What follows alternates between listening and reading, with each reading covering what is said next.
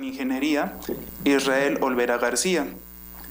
El título de esta conferencia que se desarrollará es Análisis estático no lineal, dinámico paso a paso, inelástico en edificios de concreto reforzado de 10, 5 y 15 niveles. A continuación pasará el doctor Ávila a presentar a su estudiante.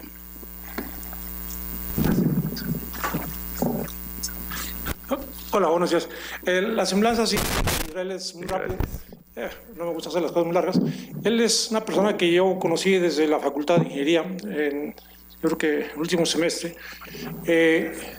Hizo servicio social conmigo, después hizo la maestría y ha estado trabajando conmigo en proyectos que hemos tenido bajo la responsabilidad, lo del aeropuerto y lo del metro de la línea 12. ¿Sí? Es una persona muy centrada, muy aplicada. ¿Sí? Enseguida va a empezar a hablar él. Gracias.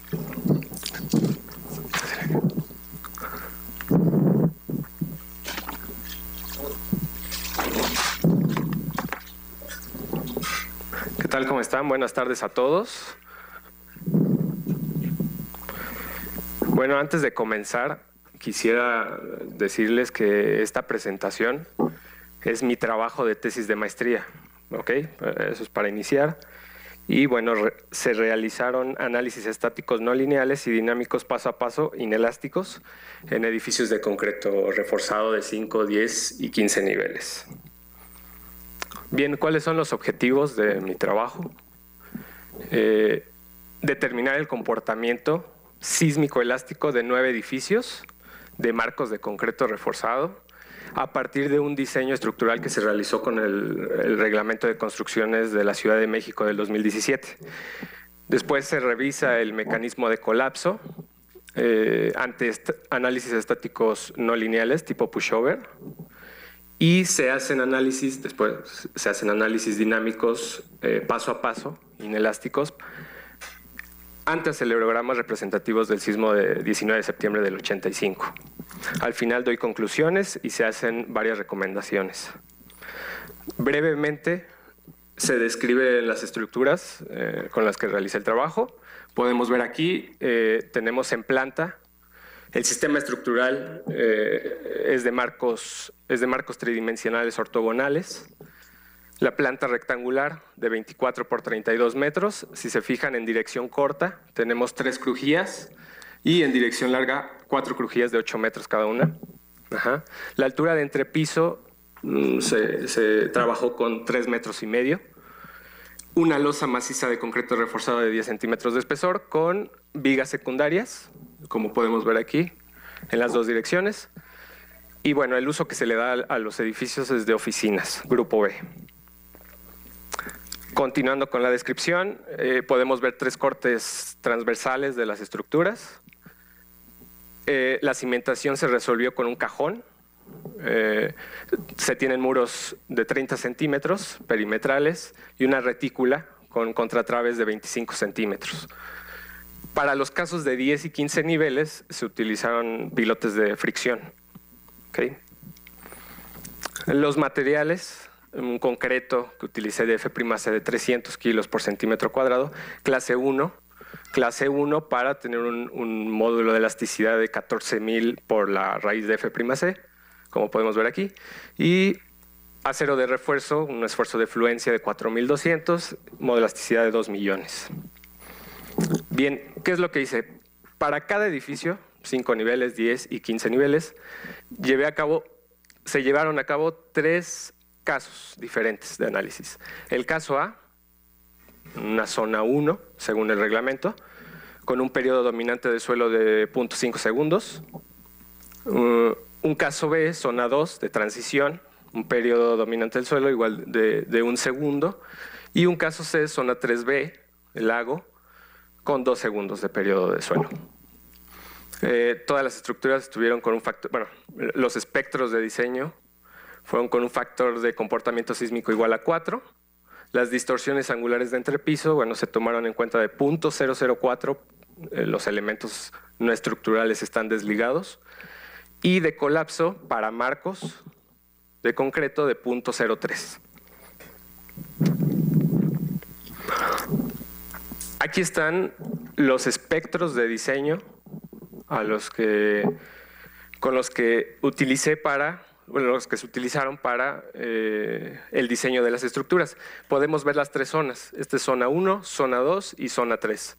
Todas fueron con las normas técnicas complementarias por sismo, todas con un factor de comportamiento sísmico igual a 4 y una sobreresistencia igual a 2.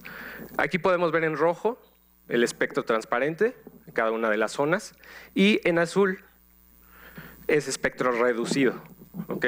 Bajo esos parámetros que teníamos. Bien, de aquí, ¿qué se hizo? Aquí hago una pausa porque a partir de las características de las estructuras, se hizo un predimensionamiento. Primero se propusieron dimensiones a partir de una bajada de cargas, ¿sí? Se metió un modelo matemático, se le aplicó un análisis modal espectral, y a partir de eso se revisaron las distorsiones límite, como les había mostrado, ¿no?, anteriormente. La resistencia también de secciones transversales de los elementos y, bueno, y el cortante basal. Esto fue una iteración hasta que se logró que esos límites no rebasaran, ¿ok? Entonces, después de haber hecho eso, se tienen las dimensiones en traves. Me voy a ir al caso de 15 niveles. De aquí en adelante voy a hablar nada más de este caso para no aburrirlos con muchas gráficas. Entonces, bueno, vámonos al caso de 15 niveles. Fíjense, aquí tenemos dimensiones en traves para el caso A de 80 por 40. Olviden ahorita los niveles, 80 por 40. Para el caso C se necesita una mayor rigidez lateral. Es por eso que, bueno, aquí tenemos 100 por 50 para el caso C, edificio de 15 niveles. Así, bueno, son para los demás edificios lo mismo. Las dimensiones en columnas tienen un comportamiento similar a las traves, que igual aumentan, si se fijan, de 80 por 80, son columnas cuadradas, y columnas de 1,20 m, que esto, bueno, ya es demasiado. Bueno, podría pensarse que serían muy grandes, pero bueno, vamos a continuar con él. El comportamiento elástico de las estructuras, bueno, tiene que ver con la rigidez lateral, como les había dicho, y podemos ver esto, fíjense, en traslación, para 15 niveles otra vez. Caso A, caso B, caso C. Para el caso C se tiene un menor al caso A. Para el caso C 1.43, para el caso A 2.16. Quiere decir que la estructura para el caso C es más rígida, ¿no? Bueno, eso está de acuerdo con las dimensiones anteriormente mostradas. Aquí nada más muestro los modos de vibrar de esa estructura de 15 niveles, traslación en Y, dos direcciones ortogonales y, bueno, una torsión, ¿no? Ahorita nada más para... Estas son solamente formas modales. Bien, después de haber hecho eso, lo que metí en cada figura que les muestro aquí, zona 1 otra vez, zona 2, zona 3. El espectro en rojo, espectro transparente. Espectro punteado en rojo es el espectro reducido. Ajá. Si se fijan, las líneas que están son los periodos fundamentales de las estructuras, ¿sí?, para cada zona. Vámonos a los de 15 niveles. Si se fijan, aquí esta línea azul corresponde al periodo de 15 niveles. ¿Ok? Vámonos aquí abajo, zona 3. Si se fijan, la meseta, casi todas las estructuras caen en la meseta, ¿sí? Los espectros en azul, me preguntarán qué son. Bueno, son los espectros de respuesta debidos a un acelerograma que ahorita lo vamos a ver a continuación. Pero bueno, ahorita créanme que esto es un espectro de respuesta elástico y un espectro de respuesta inelástico, en azul, el azul que está punteado. Si se fijan, casi la respuesta es, más bien, la meseta es casi la misma, ¿no?, para el de diseño.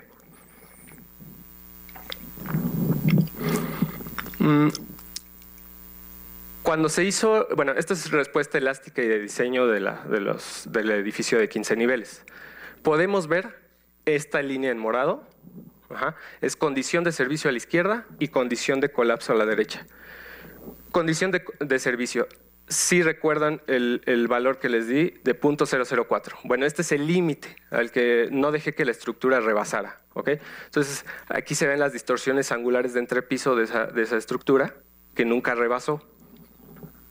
Condición de colapso, igual, se tiene 0.03, jamás rebasó. Si se fijan aquí, la condición que rigió fue la de servicio. ¿Okay? Vale. Después de obtener todo esto, se hizo el diseño. Bueno, todo es parte del diseño. Se obtuvieron armados de los elementos estructurales en secciones transversales. Y a partir de eso, bueno, lo que se hizo fue un análisis paso a paso, un análisis dinámico paso a paso, inelástico y elástico. Vamos a tener dos diferentes casos. El que es inelástico, lo que se hizo fue a partir del inelástico, a partir de la resistencia de esos elementos con el armado, es la real, una resistencia real de los elementos. Y el caso elástico, se dejó que esa resistencia fuera infinita, ¿okay? Que siempre se mantuviera en ese comportamiento elástico las estructuras. Aquí podemos ver, estos son los registros de aceleraciones del terreno para una zona 1, representativos de una zona 1, zona 2 y zona 3. Es la parte más intensa del sismo, como les había dicho, esto es del sismo del 85. Y estos otra vez son los espectros de respuesta de esos acelerogramas. ¿Okay? Igual, en línea continua tenemos el espectro elástico y en línea discontinua un espectro de respuesta inelástico. ¿Okay? Aquí podemos ver para zona 3 que el periodo dominante del suelo tiende a ser de 2 segundos. Si se fijan, en 2 segundos tiende a. ¿Okay? Se llevó a cabo el análisis paso a paso y se obtuvieron igualmente respuestas máximas. En este caso tenemos distorsiones angulares máximas de entrepiso. Aquí otra vez comparo, pero aquí yo comparo contra un límite que es el de colapso. Si se acuerdan otra vez, 0.03. 0.03, 0.03. Zona 1, zona 2, zona 3. En ningún caso se rebasa esta condición. Está bien. Si se fijan aquí abajo, otra vez sigo en 15 niveles. Si se fijan aquí abajo, hay una tendencia a separarse de las dos, de un paso a paso inelástico a un paso a paso elástico. Podría pensarse que esta estructura de 15 niveles en zona 3 incursiona ya en un rango inelástico, ¿ok? Pero bueno, esto lo vamos a seguir viendo en lo demás. Caso que, por ejemplo, aquí no se tiene, ¿no? Si se fijan, los dos comportamientos están uno sobre el otro, ¿ok? Bueno, fuerzas cortantes máximas de entrepiso, igual para zona 1, 2 y 3, para edificios de 15 niveles. Y bueno, aquí, por ejemplo, aquí ya metí resultados para 5 niveles, se metieron resultados para 5 niveles. Fíjense en zona 1, no hay ninguna respuesta. La respuesta elástica contra la inelástica está una sobre la otra. Podríamos pensar que para zona 1 y zona 2, la estructura de 5 niveles no presenta una incursión en el rango inelástico. Y para una zona 3, sí se fijan que hay una leve diferencia entre comportamientos. Bueno, podríamos después revisar la estructura y ver que a lo mejor algunos elementos fluyeron, pero bueno, eso es después. Esto es de 10 niveles. Tenemos los mismos para casos de zona 1 y zona 2. Y para zona 3, si se fijan aquí, sí ya tenemos una mayor diferencia entre el elástico y inelástico. Estas son historias de desplazamientos laterales de azotea, ¿ok? Historia en el tiempo. Igual para 15 niveles podemos ver otra vez este comportamiento. Fíjense, separados, ¿ok? El elástico contra el inelástico. Ok. Se tomaron dos elementos diferentes, dos elementos tipo, para traves y columnas. Aquí presento la historia de esa fuerza cortante en un elemento de trave, fuerza cortante de entraves. La línea azul corresponde a la resistencia del cortante de cada elemento, bueno, de la sección transversal de ese elemento, ¿ok? Y, bueno, esta es su fuerza cortante en el tiempo, si se fijan. En ninguno de los casos se rebasó esa línea de resistencia. ¿Qué quiere decir? Bueno, podemos pensar que tenemos un comportamiento dúctil, ¿ok? Aquí no se presentaría una falla frágil, ¿ok? Tiende a presentarse falla por flexión, ¿ok? No por cortante. Al igual como les decía, para traves, bueno, estos en columnas son combinaciones fuerza axial, momento flexionante. La línea punteada es un diagrama de interacciones, la resistencia de esa sección transversal, columna. Y bueno, en ninguna de estos dos casos rebasa, pero bueno, aquí sí tenemos probablemente algunos ciclos donde incursiona, bueno, donde puede presentarse una articulación, ¿ok? Entonces, bueno, hay que ver esto. Esto también es para edificio de 15 niveles. Al igual que hice con las traves, también les presento, se hizo para columnas. Podemos ver otra vez su resistencia, línea azul, y en ningún caso se rebasó esa resistencia. Nos evitamos esa falla frágil. Historia de coeficientes sísmicos. ¿Se acuerdan del edificio? Igual 5 niveles. ¿Se acuerdan de la historia de desplazamientos laterales de azotea? Bueno, tenemos el mismo comportamiento, similar comportamiento, en el que se presentan que son todavía en el rango elástico, ¿ok? Esto también nos representa, bueno, los coeficientes sísmicos que la estructura puede llevar a cabo. Bueno, es igual para el de 10 niveles, igual su separación, y para el de 15 niveles. ¿Se fijan? Igual historia de coeficientes sísmicos. Después de eso, bueno, antes de todo esto son resultados locales, ¿ok? De cada elemento, lo que les mostré. Ahora, vámonos a la distribución de articulaciones plásticas. Tenemos el edificio de 5 niveles, 10 y 15, para una zona 3. Solamente lo que hice fue una zona 3. Aquí vemos en el edificio de 5 niveles que la demanda máxima de ductilidad local que se presentó, por ejemplo, fue en esta trave, fue de 1,71, muy alejado a los valores máximos esperados, por ejemplo, para traves de 35. Ajá. Si nos movemos al edificio de 10 niveles, los puntos en azul, a ver, aquí los puntos en rojo son articulaciones presentadas en traves y los puntos en azul son articulaciones presentadas en columnas. Aquí ya se presentaron en columnas esas articulaciones. Las demandas máximas de ductilidad local, podemos verlas abajo, para traves de 6,43, todavía muy alejados a los resultados máximos que se pueden esperar, y para columnas de 2,10, igual muy alejados. Podría pensarse de valores de 20, ¿ok? Para el edificio de 15 niveles, igualmente, se fijan, tenemos articulaciones en columnas, también en traves, y las demandas de ductilidad máxima de cada elemento local, 6,08, que se presentaron aquí en el nivel 5, bueno, no lo ven, pero bueno, se presentaron en el nivel 5, y de columna de 5,19, aquí abajo, ¿ok? Bien, estos ya son respuestas globales de la estructura. ¿Qué tenemos aquí? Bueno, ¿qué se tiene? En las abscisas tenemos desplazamientos laterales de azotea y en las ordenadas fuerza cortante basal. ¿Okay? Este es para el edificio de 5 niveles. Podemos ver que sigue el mismo comportamiento que habíamos tenido en diapositivas pasadas, en las que se tiene en el rango elástico, podría pensarse zona 1 y zona 2 para el edificio de 5 niveles, y en zona 3 algo. De hecho, en la anterior, podría pensarse que por eso se presentan estas articulaciones. Es muy pequeña, pero bueno. Esto es para 5 niveles. Para 10 niveles, vamos a concentrarnos en esta figura. Fíjense, los puntos en azul es un análisis elástico, paso a paso, pero elástico.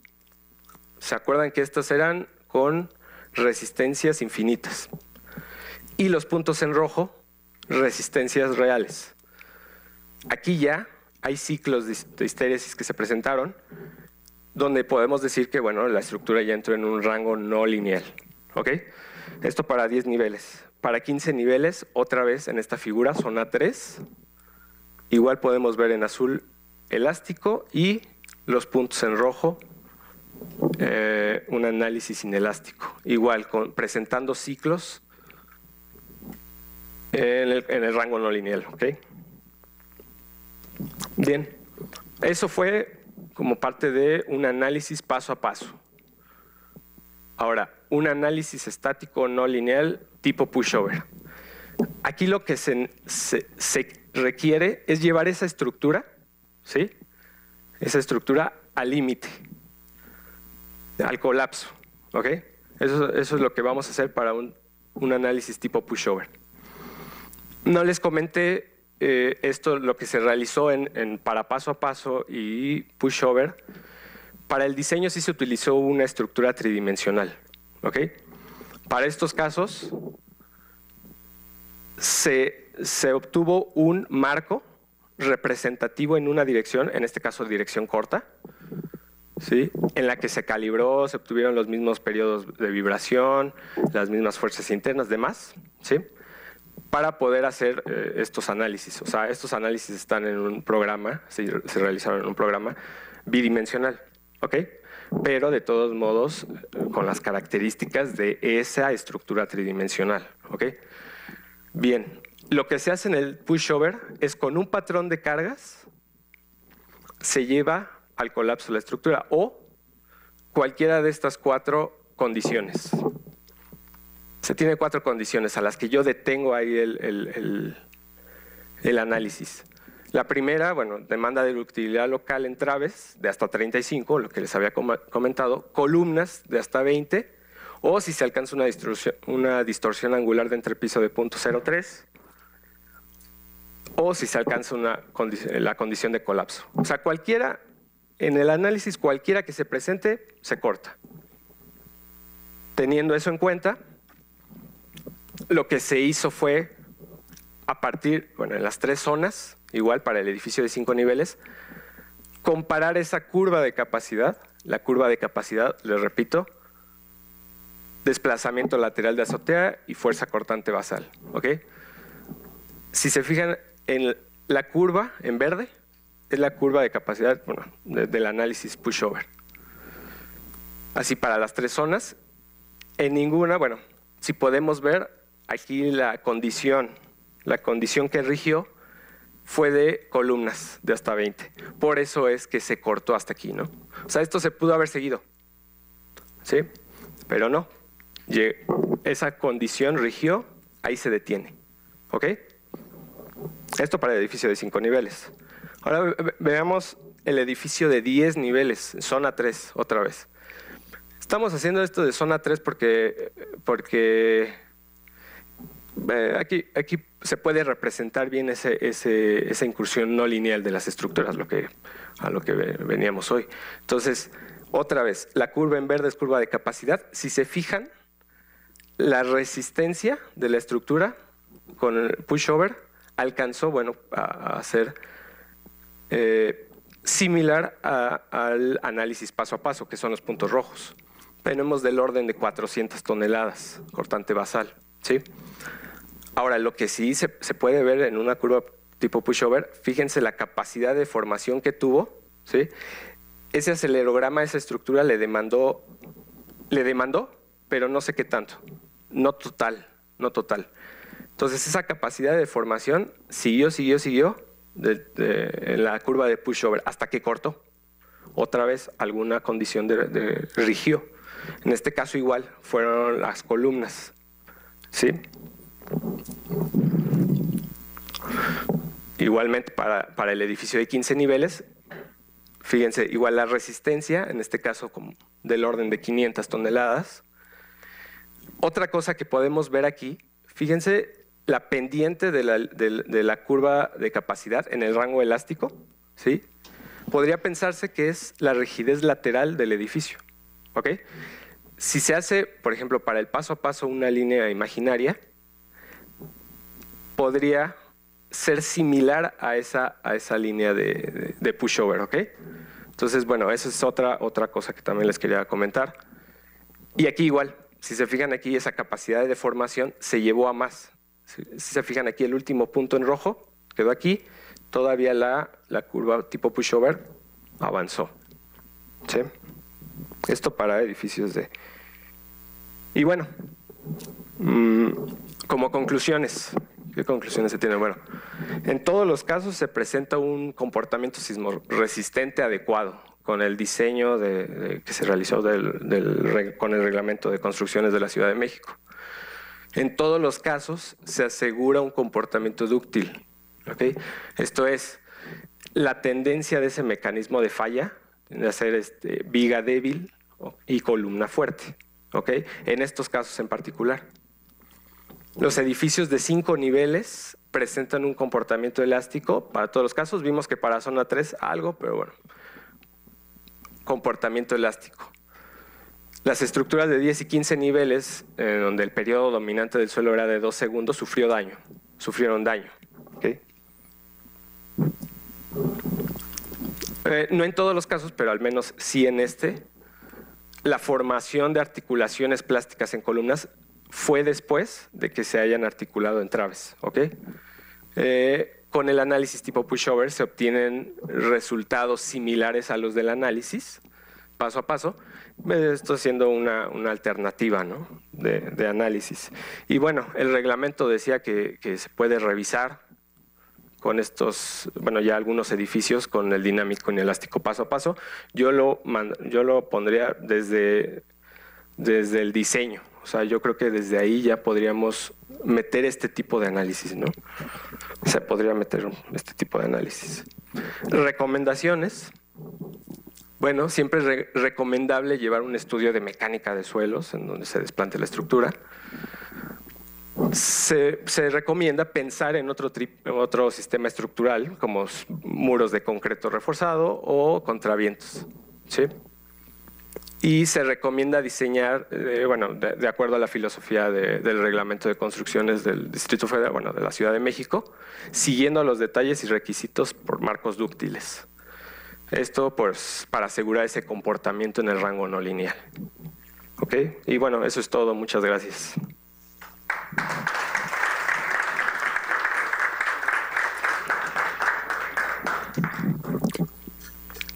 Se va a continuar con una sesión de preguntas.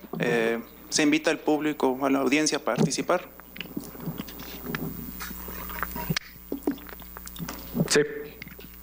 Hay que esperar a que... La principal tiene que ver con esta última recomendación, porque aquí sugiere el uso de edificios con muros de concreto. Sí. Y sin embargo estudia otra cosa, ¿no? O sea, que usted estudia el SIDA, pero no estudia el cáncer. Yo creo que hay que estudiar ambos, ¿no? Y es algo que pasa en México, que se hace mucho énfasis en los marcos. Porque además en las escuelas solo se enseñan marcos, no se enseña el diseño de edificios con muros. Pero mi observación más que nada es ya con la respuesta dinámica no lineal y la estática no lineal. Me parece que definir un estado último con curvaturas máximas no es una medida cuantitativa confiable, porque la curvatura es un cociente de dos cosas, ¿no?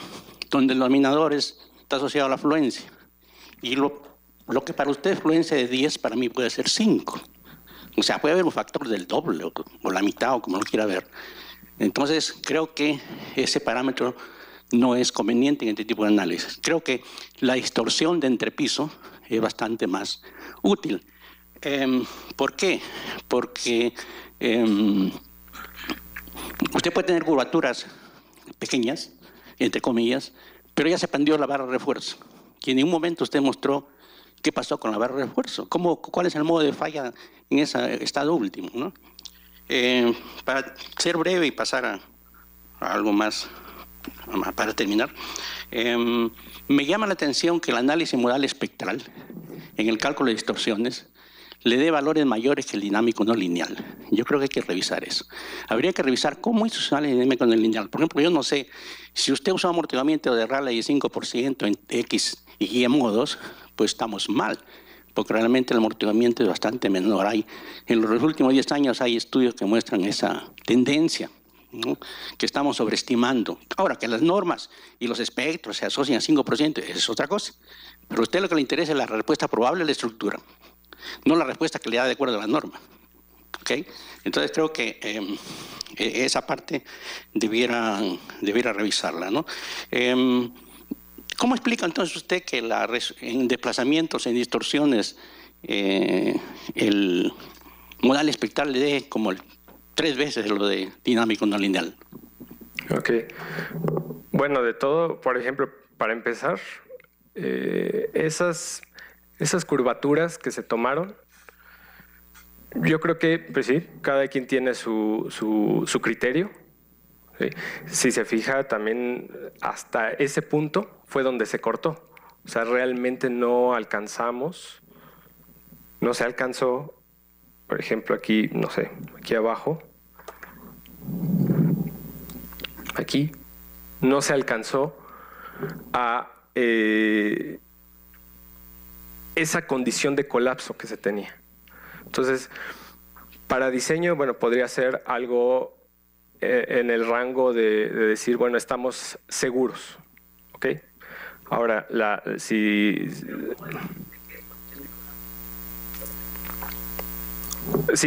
lo presento. Bueno, es que aquí no llegó.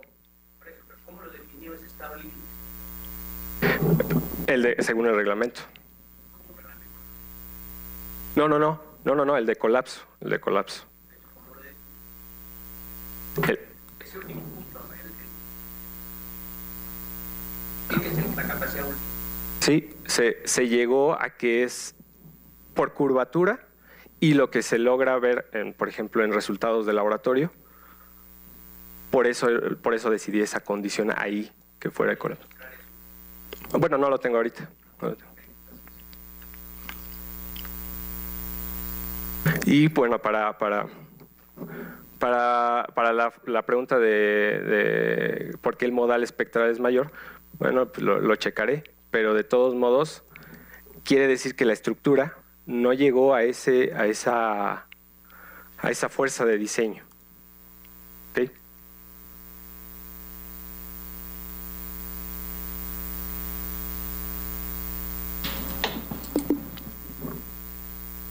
Creo que la respuesta de por qué la respuesta modal espectral da más grande, pues se puede ver en los espectros. Los espectros de diseño son más grandes, con ordenadas más grandes que las del paso, los acelogramas que se utilizaron. Creo que ahí está la respuesta, ¿no?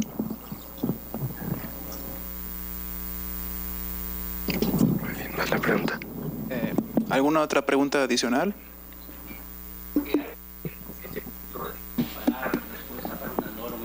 Para un sismo hay que tener cuidado porque si el sismo está alejado de ese espectro, entonces quiere decir que la comparativa pues obviamente va a estar alejada de ese espectro. Entonces hay algo ahí raro, ¿no? Como la respuesta de un sismo va a ser la mitad o la tercera parte de la ordenada espectral. Entonces, ¿qué estamos estudiando?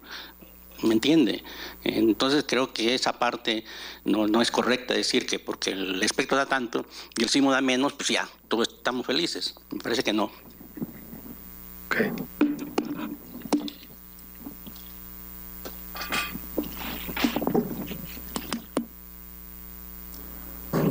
¿Alguien más gusta participar con una pregunta?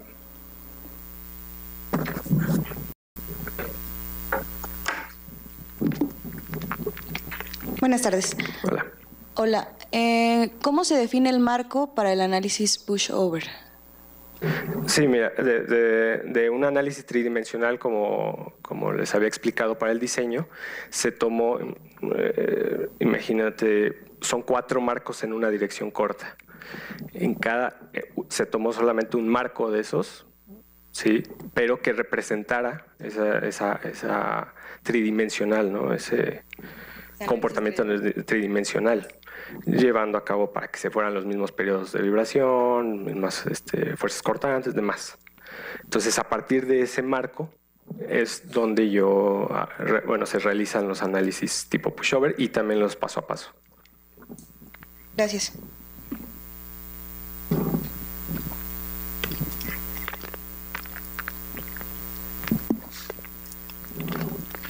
¿Alguien más gusta preguntar?